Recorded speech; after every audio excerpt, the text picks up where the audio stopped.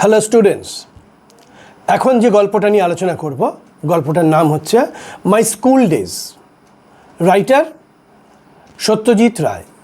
সত্যজিৎ রায় যখন ছোট ছিলাম বলে তার একটা বই আছে, সেখান থেকে এটা নেওয়া হয়েছে, সেখান থেকে খুব সংক্ষেপে খানিকটা বলা হয়েছে। এবং এই অ্যাব্রিজড অংশটা বা সংক্ষিপ্ত আকারে কি আছে পড়ি আমরা। সত্যজিৎ রায় বলছেন, one morning I went to Ballygunge government high school with my maternal uncle. আমার মামার সঙ্গে বালিগঞ্জ গভর্নমেন্ট হাই স্কুলে গেছিলাম। বালিগঞ্জ গভর্নমেন্ট হাই স্কুল একটি বিখ্যাত স্কুল কলকাতা শহরের। The class teacher gave me few questions to answer and also a few sums to solve. Class teacher, ক্লাসের শিক্ষক, কিছু অঙ্ক এবং কিছু প্রশ্নের উত্তর আমাকে করতে দিয়েছিলেন।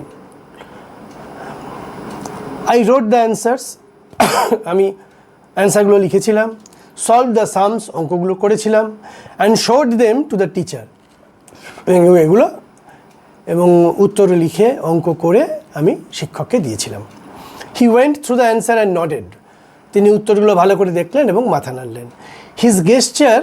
His gesture indicated that my answers were correct, তার যে মাথা নাড়া, তার যে ভঙ্গিমা, সেটা আমি বুঝতে পারলাম আমার উত্তরগুলো ঠিক ছিল। Thus I was admitted to the school, এইবার আমি ওই স্কুলে ভর্তি হয়ে গেলাম। কোন স্কুলে? Ballygunge government school. Ballygunge government high school was on the eastern side of Beltala road police station. Beltala road police স্টেশনের পূর্ব দিকে স্কুলটা অবস্থিত। The southern part of the school was our playground. স্কুলের দক্ষিণ দিকে লেখকদের খেলার মাঠ ছিল। It was surrounded by a lofty wall, মানে উঁচু দেয়াল দিয়ে গোটা স্কুলটা ঘেরা ছিল। When seen from above, the school looked like a English letter T. যদি ওপর থেকে, এখন যেমন ড্রোন আছে সেরকম ওপর থেকে যদি দেখা যায়, স্কুল বিল্ডিংটা টি আকারের তৈরি, টি আকারের মতো। The vertical part of the T was the hall of the school. স্কুলের যে ভার্টিক্যাল টি এর যে ভার্টিক্যাল অংশ, লম্বা যে অংশটা, মানে যার ওপর মাথাটা কাটা আছে সেটা, অ্যান্ড দ্য হরাইজেন্টাল পার্ট এটা was found by the row of the classroom, এবং লম্বালম্বি সব ক্লাসরুম ছিল এবং সোজাটা ছিল স্কুলের হল। ভার্টিক্যাল মানে যেটা সোজা দাঁড়িয়েছে, আর হরাইজেন্টাল হচ্ছে পাশাপাশি। The annual prize distribution ceremony was held in the hall. বাৎসরিক যে পুরস্কার বিতরণী সেটা হলে হতো। Which had a gallery as well, সেখানে গ্যালারিও ছিল। গ্যালারি মানে যেখানে an upper floor of the seat in the theatre. নাটকে যেমন থাকে, প্রথম সিটটা একটু নিচে বা সিনেমা হলে, তারপরটা একটু ওপরে, এই সিস্টেমটাকে বলে গ্যালারি, যাতে একদম ওপরের মানুষও সবটা দেখতে পায়। ফিস্টস on occasion Saraswati Puja are also arranged here, এবং সরস্বতী পুজো উপলক্ষে যে খাওয়া দাওয়া সেটাও এখানে হতো। The play was well arranged in this hall. The play was Merchant of Venice. I still remember the experience of watching Shakespearean play in this hall. লেখকের এখনও মনে আছে যে তিনি ওখানে কীভাবে শেক্সপিয়ারের নাটক দেখেছিলেন। The play was Merchant of Venice, নাটকটার নাম মার্চেন্ট অফ ভেনিস, একটা comedy. A few scenes from which were performed by a couple of foreign actors called Greenberg and Selim. Greenberg এবং সেলিম নামে দুজন বিদেশি অভিনেতারা কীরকম অভিনয় করেছিলেন। আর Charlie Chaplin movie was also screened here once. Charlie চ্যাপলিনের সিনেমা ওখানে একবার দেখানো হয়েছিল। ওই হলঘরটা তাদের একটা আকর্ষণের জায়গা ছিল। There were quite a number of good teachers in our school. আমাদের স্কুলে বেশ বিখ্যাত সব টিচাররা ছিলেন। বিডি রয় taught us English. বিডি রয় বলে একজন শিক্ষক, তিনি ইংলিশ পড়াতেন। He was a small man who took great care to ensure that we pronounced English correctly. ছোট্ট মানুষ ছিলেন, কিন্তু খুব যত্ন সহকারে তিনি যাতে আমরা ইংরেজি উচ্চারণগুলো ঠিকঠাক করি তার যত্ন নিতেন। One day he told us the story of The Ox and the Frog from Aesop's Fables. Aesop Fable থেকে একদিন The Ox and the Frog এই গল্পটা উনি আমাদের বলেছিলেন। Before telling us the story, গল্পটা বলার আগে, He taught us how the pronunciation of the depends on the whether the following word begins with a vowel or consonant. দা কী করে উচ্চারণ করতে হয় তিনি আমাদের কিন্তু মনোযোগ দিয়ে খুব যত্ন নিয়ে আমাদের শিখিয়েছিলেন এবং সেটাতে নির্ভর করে on whether the following words begins with the vowel or consonant, মানে দার পরে যে শব্দটা লিখছি সেটা আছে সেটা ভাওয়েল না কনসোনেন্ট তার উপরে নির্ভর করে দা না দি উচ্চারণ করব।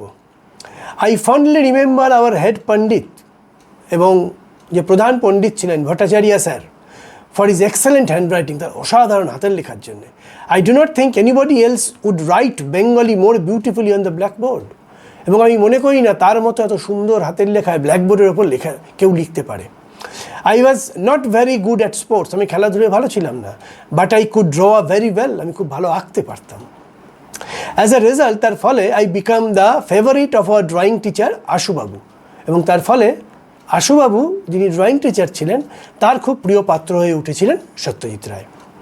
হি was given the charge of decorating the hall for the annual prize distribution ceremony, বার্ষিক যে পুরস্কার বিতরণী অনুষ্ঠান তার জন্য যে হলটা সাজানোর সেই দায়িত্ব তিনি সত্যজিৎ রায়কে দিতেন। He also conducted an event called music drawing, এবং তিনি একটা অদ্ভুত এবং মজার ক্লাস নিতেন, তার নাম মিউজিক ড্রয়িং। মিউজিক মানে গান এবং ড্রয়িং মানে ছবি আঁকা, গানের তালে তালে ছবি আঁকা। For this event there would be a blackboard and coloured chalk on the table, এর জন্যে ব্ল্যাকবোর্ড থাকতো আর রঙিন চক থাকতো, সাদা, লাল, হলুদ, গোলাপি নানা রঙের চক পাওয়া যেত, এখনও পাওয়া যায়। A student would sing a song and another would draw a picture on the blackboard, trying to capture in lines and colors the essence of the song. একজন ছাত্রটা গান গাইতো, সেই গানের সূত্র ধরে তাকে একটা ছবি আঁকতে হতো এবং সেই ছবিটা যেন গানের সঙ্গে মিল থাকে, গানের মানেটাকে ধরতে পারে। In this way, through many such happy and memorable episodes, I spent 6 years of my school life. এইরকম এটা যেমন একটি, এরকম এছাড়া আরও খুব মজাদার এবং মনে রাখার মতো ঘটনা তার 6 বছরের স্কুল জীবনে ঘটেছিল।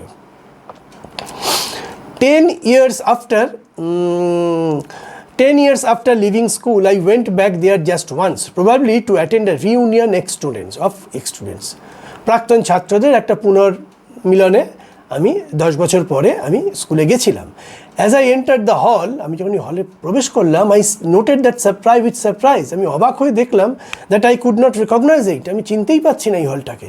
The hall which was seemed enormous earlier, যে হলটা কি বিশাল লাগতো একটা সময় আমার কাছে, did not seem to be quite that big then, এখন আর অত বড় লাগছে না। Not only the hall but even the doors and classrooms, the benches and the corridors appear to be much smaller. Table, chair, bench, দরজা, জানলা সবই এখন লেখকের কাছে বা সত্যজিৎ রায়ের কাছে ছোট লাগছে আগের থেকে। দিস ফিলিং ওয়াজ ন্যাচারাল দো, এটাই খুব স্বাভাবিক। I was 5 feet 3 inches tall when I left the school. আমি যখন স্কুল ত্যাগ করেছিলাম তখন আমার 5 ফুট 3 ইঞ্চি লম্বা ছিলাম আমি। And now I have grown to 6 and half feet, এখন আমি 6.5 ফিট লম্বা। I have grown a lot, আমি অনেক লম্বা হয়ে গেছি অল দিস ইয়ার্স, বড়ও হয়ে গেছি। But my school has not, স্কুলটা আর বড় হয়নি বা জানলা দরজাগুলো বড় হয়নি। I have never gone back to my school since then, তারপর থেকে আর কোনো দিন স্কুলে যাইনি। It is indeed a pleasure to look back, এটা সত্যি আমার কাছে আনন্দের এরকম ঘুরে তাকানোর। And relive the past moments of joy, এবং অতীতের যে আনন্দের মুহূর্তগুলোকে আবার বাঁচিয়ে তোলার। এটি প্রথমেই বলেছি অ্যাডাপ্টেড ফ্রম সত্যজিৎ রায়, যখন ছোট ছিলাম সেখান থেকে নেওয়া হয়েছে। এখানে তার স্কুলে ভর্তি এবং স্কুলের কিছু মুহূর্ত এবং অনেক দিন পরে আবার 10 বছর পরে স্কুলে গিয়ে তার কি অনুভূতি হয়েছিল সেইটা তিনি খুব সুন্দর করে বলেছেন।